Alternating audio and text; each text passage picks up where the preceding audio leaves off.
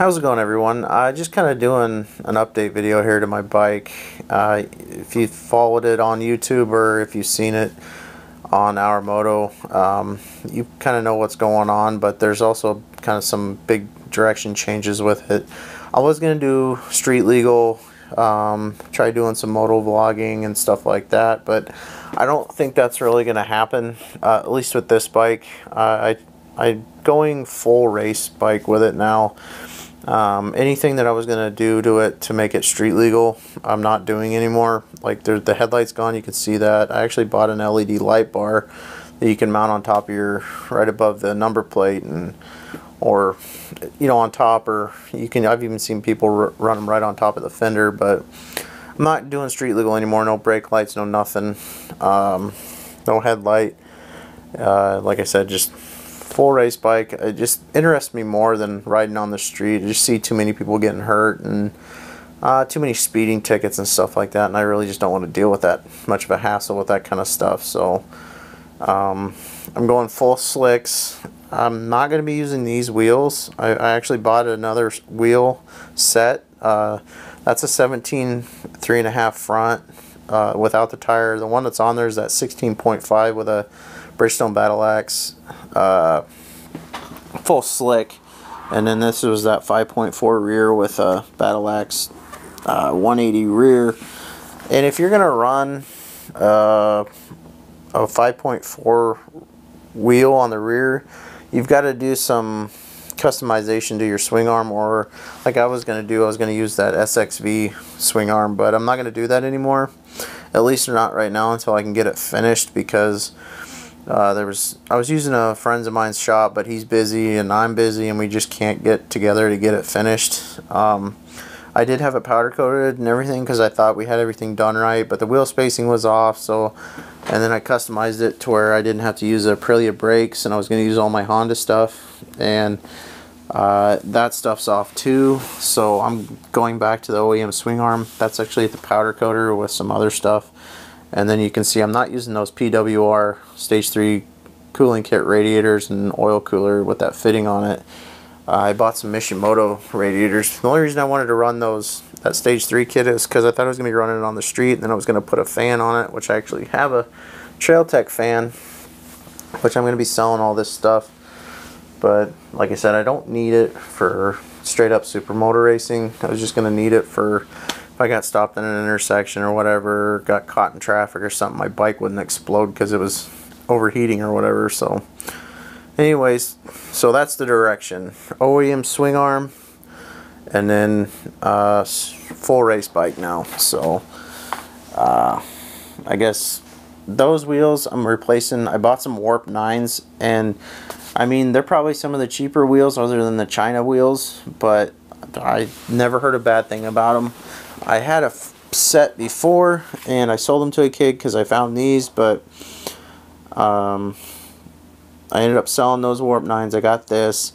I was going to use that Aprilia swing arm, the SXV one, but that's kind of being put on hold.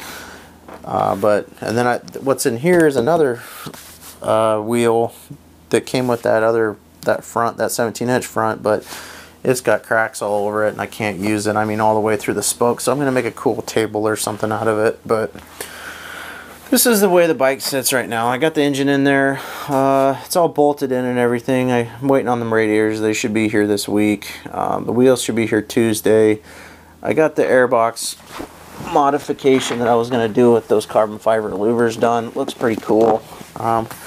Should give me a bit more power with more airflow, hopefully. And I got my cash cans mounted, the GMX ones. I got those from the UK, from Supermoto Daz, and it's just how you spell Supermoto and then DAZ and .com. I think it's .com, but he's the one that supplies those, or you can get them through.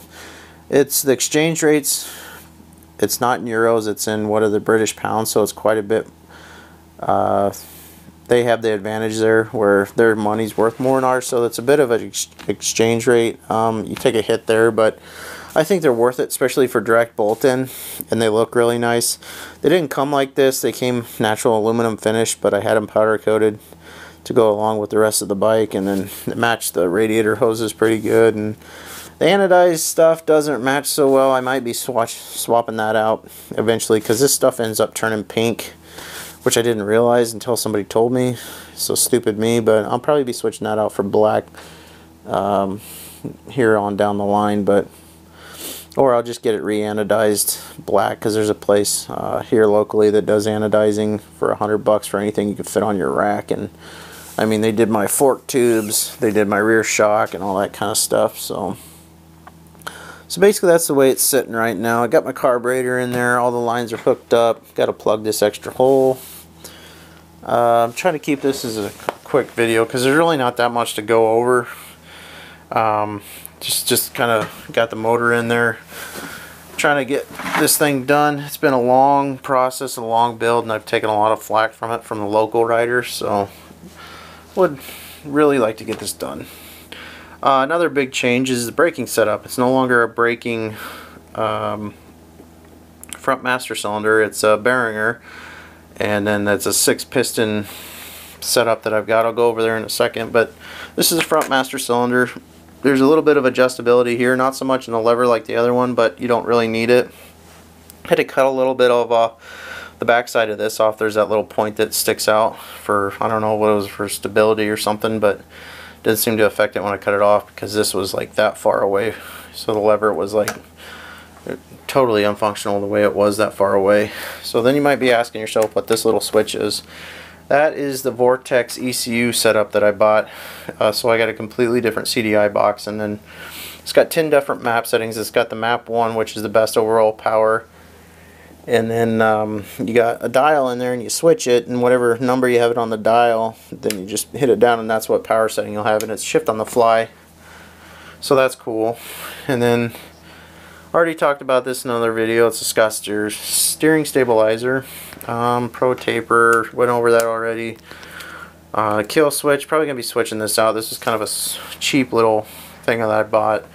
It's basically like the stock one, but I mean the rest of the bike's got really nice stuff on it, so they make some nice little billet looking ones that I'm gonna switch that out for. But that's the Vortex CDI box that I bought. Got it for about half what they used to sell new. It was some Canadian place, and I don't think these older bikes, I mean it's 2006, so it's an older bike. I don't think that that stuff's selling so hot for those anymore, because everybody wants fuel injected. So I got that for about half off. Also, I got this Duval lowering link, so it's going to drop the bike about 1.5 inches. And then I'll probably push these fork tubes up 1.5 inches to meet it, match it up. Just supposed to help with the handling and whatever. So not really too much other than that. I guess I was supposed to show you the front brakes. That's the rotor. This is probably the, I mean, I don't do it for looks, but this is probably one of the best looking rotors out there. This is an aluminum inner and then a cast iron outer rotor. This is the inner hub, or whatever you want to call it, is aluminum. And then it's free floating. It's got these little bushings in there, and I had a 4-piston setup I sold to a guy, a local rider, but I had to rebuild this. Basically, these last a long time compared to the inner hubs, so they basically give you these new, and then they give you a new inner hub. I think it was like $200.